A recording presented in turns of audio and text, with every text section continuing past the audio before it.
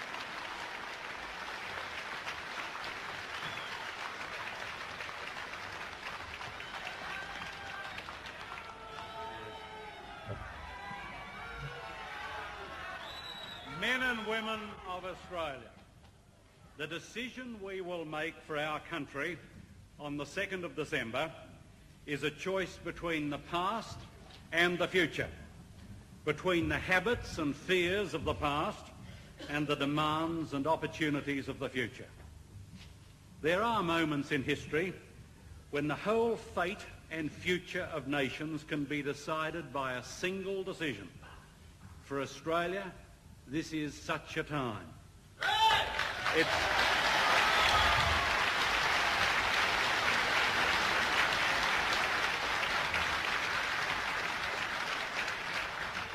It's time for a new team, a new program, a new drive for equality of opportunities. It's time to create new opportunities for Australians. Time for a new vision of what we can achieve in this generation, for our nation and for the region in which we live. It's time for a new government.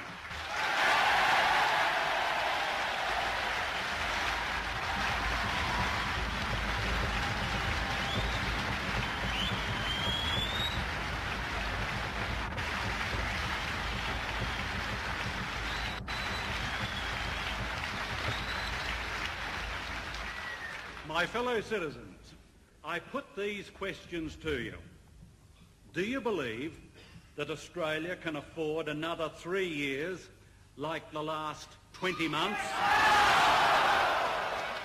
Are you prepared to maintain at the head of your affairs a coalition which has lurched into crisis after crisis, embarrassment piled on embarrassment, week after week?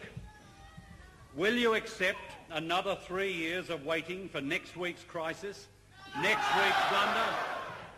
Will you again entrust the nation's economy to the men who deliberately but needlessly created Australia's worst unemployment for 10 years? Or to the same men who have presided over the worst inflation for 20 years? Can you trust the last-minute promises of men who stood against these very same proposals for 23 years? Would you trust your international affairs again to the men who gave you Vietnam? Will you?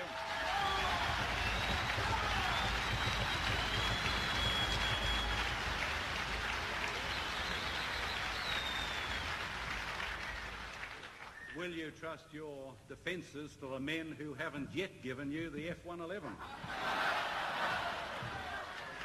We have a new chance for our nation. We can recreate this nation. We have a new chance for our region. We can help recreate this region. The war of intervention in Vietnam is ending. The great powers are rethinking and remoulding their relationships and their obligations. Australia cannot stand still at such a time. We cannot afford to limp along with men whose attitudes are rooted in the slogans of the 1950s, the slogans of fear and hate.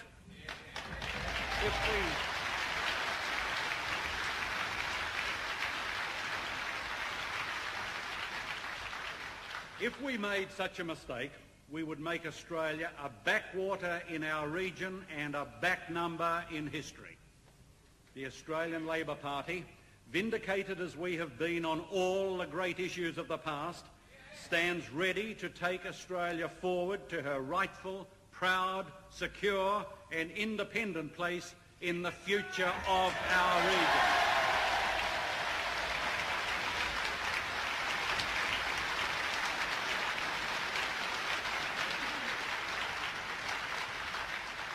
And we are determined that the Australian people shall be restored to their rightful place in their own country, as participants and partners in government, as the owners and keepers of the national estate and the nation's resources, as fair and equal sharers in the wealth and opportunities that this nation should offer in abundance to all its people. We will put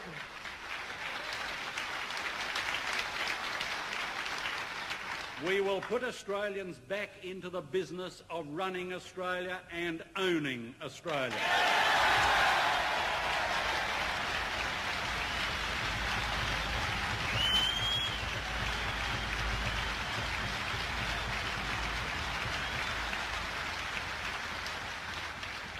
We will revive in this nation the spirit of national cooperation and national self-respect. Mutual respect between government and people. Our program has three great aims: to promote equality, to involve the people of Australia in the decision-making processes of our land, and to liberate the talents and uplift the horizons of the Australian people.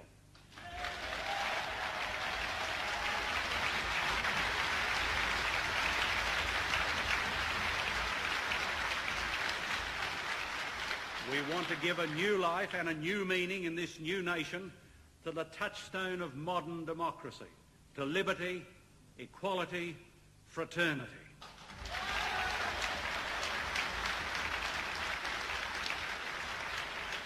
We propose a new charter for the children of Australia, the real answer to the modern malaise of juvenile crime, drugs and vandalism is not repression and moralising. The answer is to involve the creative energies of our children and our youth in a creative, concerned community.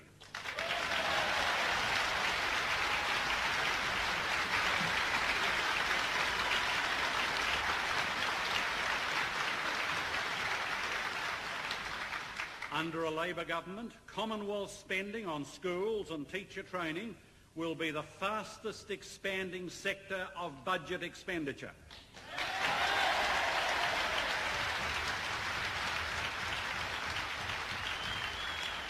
This must be done not just because the basic resource of this nation is the skills of its people, but because education is the key to equality of opportunity.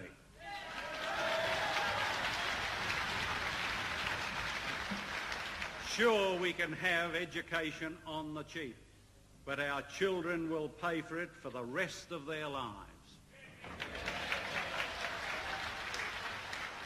We will abolish fees at universities and colleges of advanced education.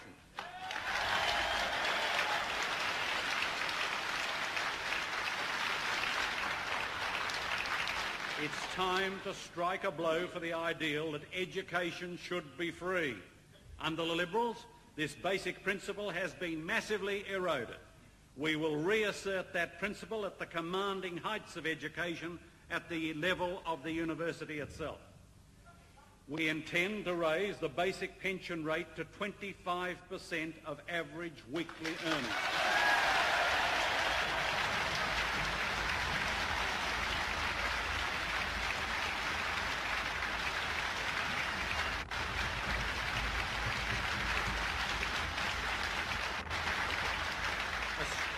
Australia did that in the late 40s. Does anybody say we can't afford to do it now? We will do it by raising immediately and then every spring and every autumn thereafter all pensions by $1.50. I repeat my 1969 pledge to abolish the means test and establish national superannuation by 1975.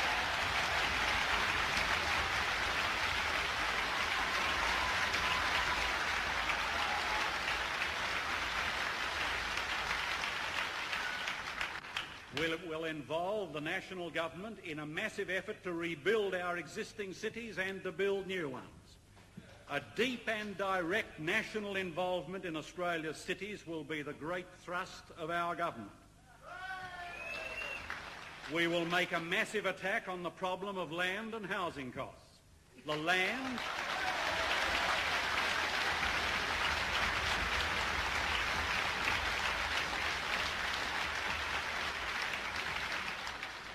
The land is the basic property of the Australian people. It's the people's land.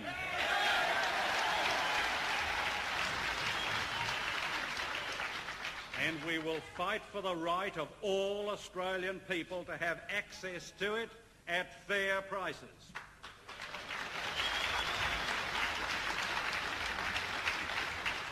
We will give local government full access to the Loan Council and Grants Commission, not only because the burdens borne by taxpayers as ratepayers must be reduced, but because the inequalities between regions must be attacked by the national government acting with and through local government.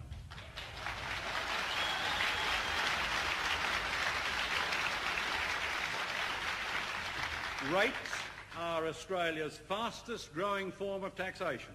Only the national government has the resources to retard the growth of this burden on Australian homeowners. We will exert our powers against prices. We will establish a prices justification tribunal.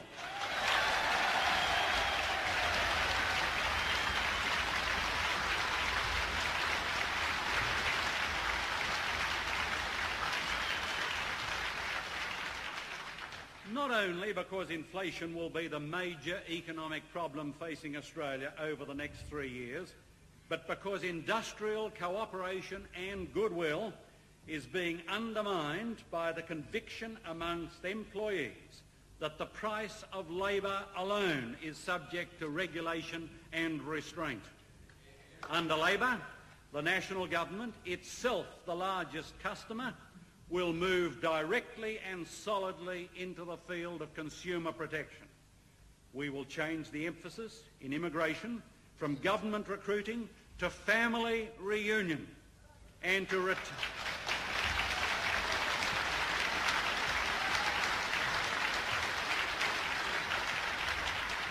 we will give every inducement to retaining the migrants already here. The important thing is to stop the drift away from Australia.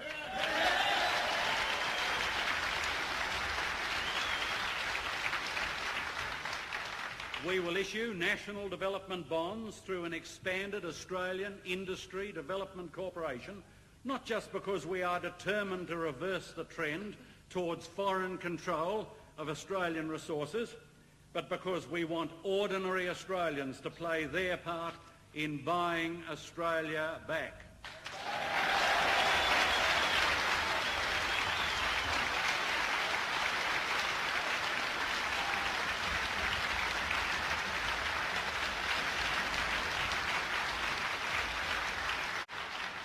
We will abolish conscription forthwith.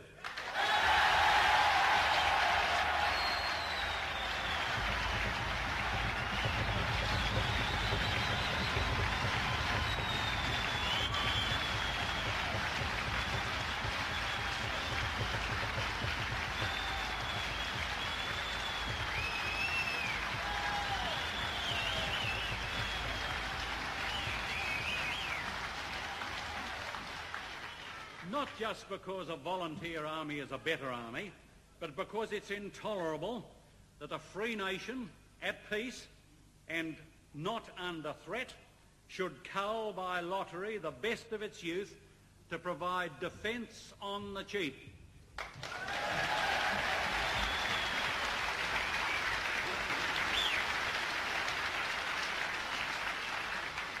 We will legislate to give Aborigines land rights.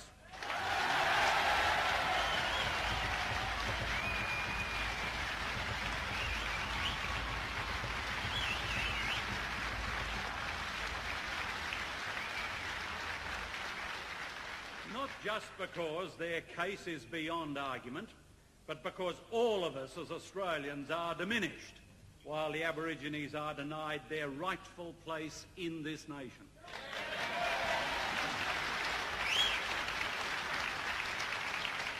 All of us as Australians have to insist that we can do so much better as a nation.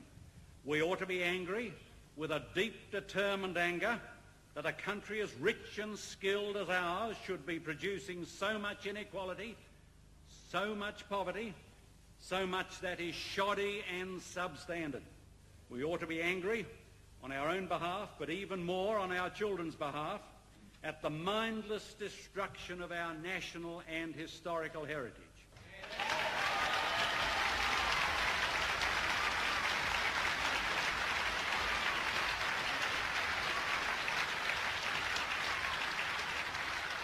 We ought to be angry with an unrelenting anger that our Aborigines have the world's highest infant mortality rate. We ought to be angry at the way our so-called leaders have kept us in the dark, the Parliament as well as the people, to hide their own incapacity. An Australian Labor government will want the Australian people to know the facts, to know the needs, to know the choices before them. We want them always to help us as a government to make the decisions and to make the right decisions.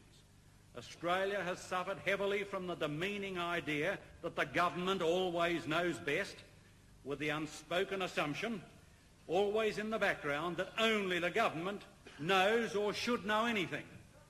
Vietnam was only the most tragic result of that belief. The idea that the government must always know best permitted the Liberals to lie their way into that war.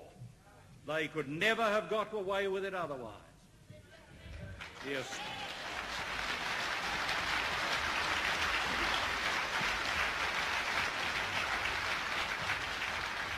The Australian Labor Party will build into the administration of the affairs of this nation machinery that will prevent any government, Labor or Liberal, from ever again cloaking your affairs under excessive and needless secrecy.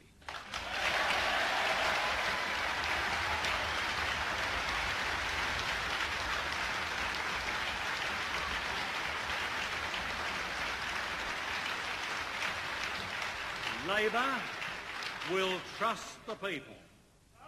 We shall give priority in public cooperation to setting up economic planning machinery with industry and employees' representatives to restore and maintain strong economic growth.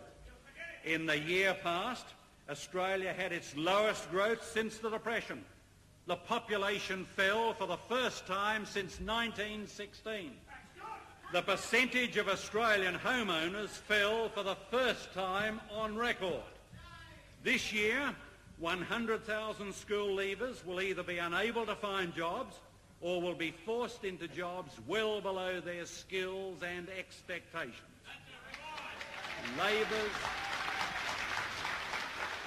Labor's first priority will be to restore genuine full employment, with no hedging about what full employment means, no juggling with the figures.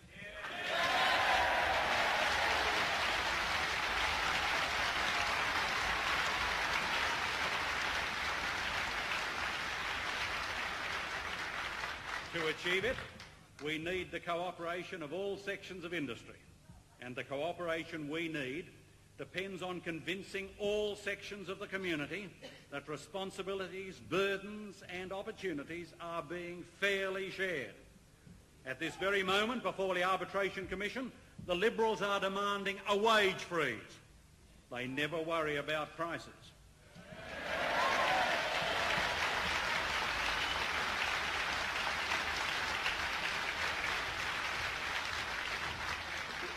Labor will protect the Australian consumers We will establish a prices justification tribunal.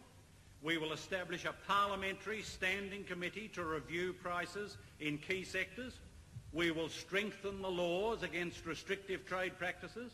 We will use the Commonwealth's power as Australia's largest consumer and most powerful customer to prevent unjustified price rises.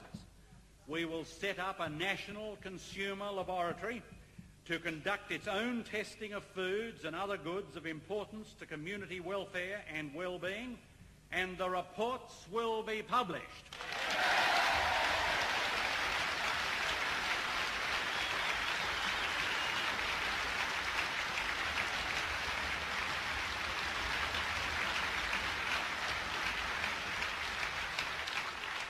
We believe that the people are entitled to know. We believe the people will respond to national needs once they know those needs. And it's in education, the needs of our schools, that we'll give prime expression to that proposition and that belief. The Labor Party is determined that every child who embarks on secondary education in 1973 shall, irrespective of school or location, have as good an opportunity as any other child of completing his secondary education and continuing his education further.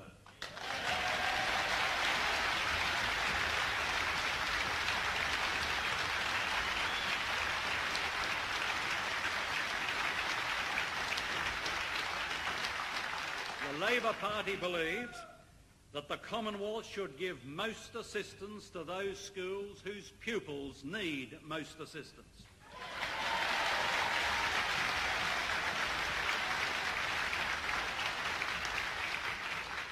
And we'll make a start right away. We'll establish a Schools Commission, but I'll prepare for the Schools Commission in the same way Sir Robert Menzies prepared for the Universities Commission, which has revolutionised university education in Australia. I shall write before Christmas to a small group of leading educationists, including representatives of the state and Catholic systems.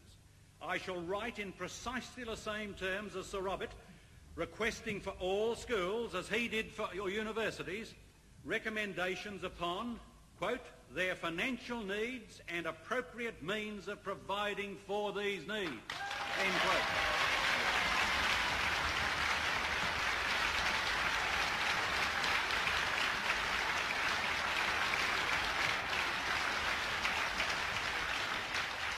Their report will be promptly published. In this way, the government and non-government schools will be able to make their long-term plans right from the very earliest stages of a Labor government.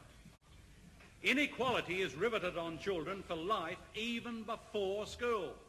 We propose a 6-year program to give every Australian child at least one preschool year. To administer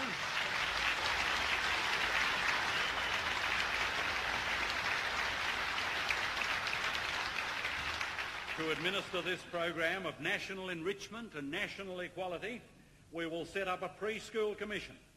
It will also be responsible for developing proper child care facilities. So long as public child care remains inadequate, we will allow fees up to $5 a week paid at approved private centres to be tax deductions.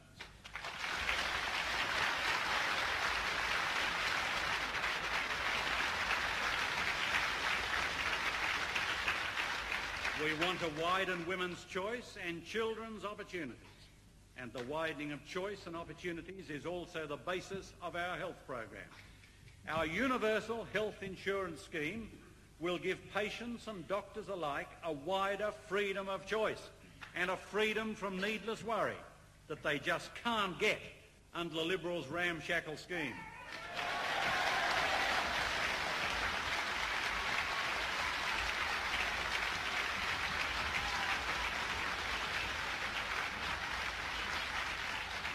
Our plan for a single health insurance fund has been carefully costed to ensure that 4 out of 5 Australian families will pay less than they do under present arrangements, and 350,000 Australian families will pay nothing.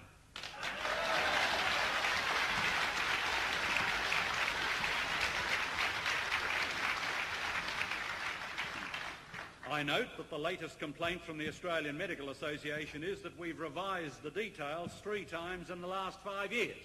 At least that's 2 times fewer than doctors have raised their fees.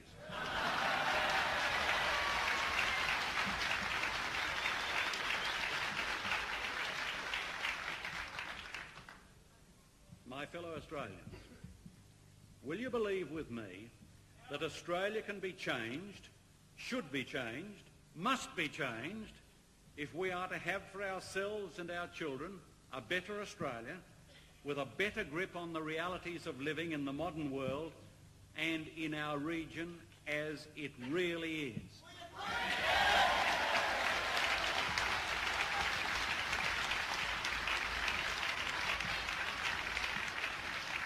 And will you believe with me that a new government, a new program, a new team is desperately needed to provide that change? I believe it is, and I believe that most Australians in their hearts know these things to be true. We just cannot keep going the way we have these past 20 months. We cannot afford the instability of a government which has had 60 ministerial changes in the 6 years since Sir Robert Menzies.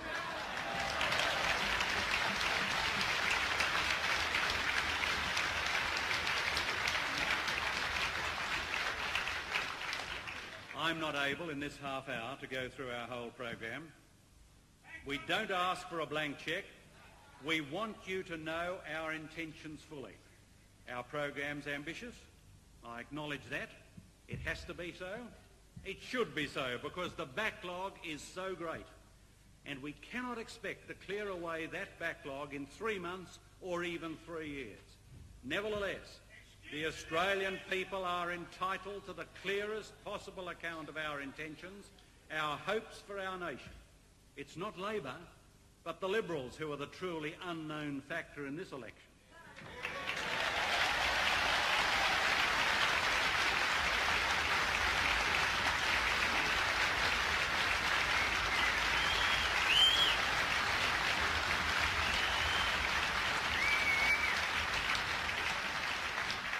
Before this campaign is out, I shall have completed 20 years as a Member of Parliament. The basic foundations of this speech lie in my very first speeches in the Parliament, because I've never wavered from my fundamental belief that until the national government became involved in great matters like schools and cities, this nation would never fulfil its real capabilities. For 13 years, I've had the honour to fill the second highest and then the highest place my party can bestow. Throughout that time, I've striven to make the policies of the Australian Labor Party, its machinery, its membership, more and more representative of the whole Australian people and more responsive to the needs and hopes of the whole Australian people. This at least I've tried to do and will continue to do. And supporting me, I have the best of colleagues and the best of friends.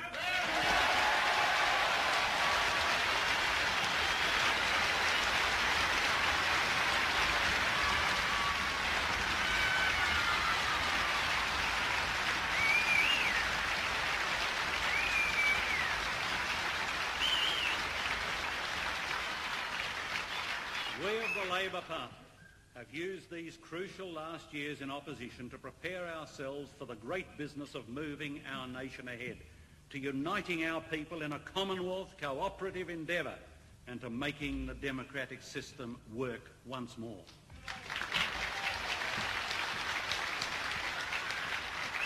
The determination of a few and the dedication of thousands have reconstructed and welded the Australian Labor Party into the most representative political party Australia has yet known.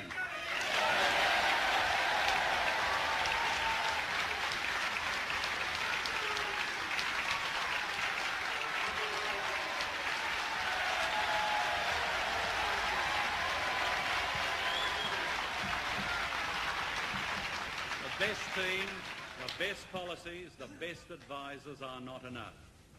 I need your help. I need the help of the Australian people, and given that, I do not for a moment believe that we should set limits on what we can achieve together for our country, for our people, for our future.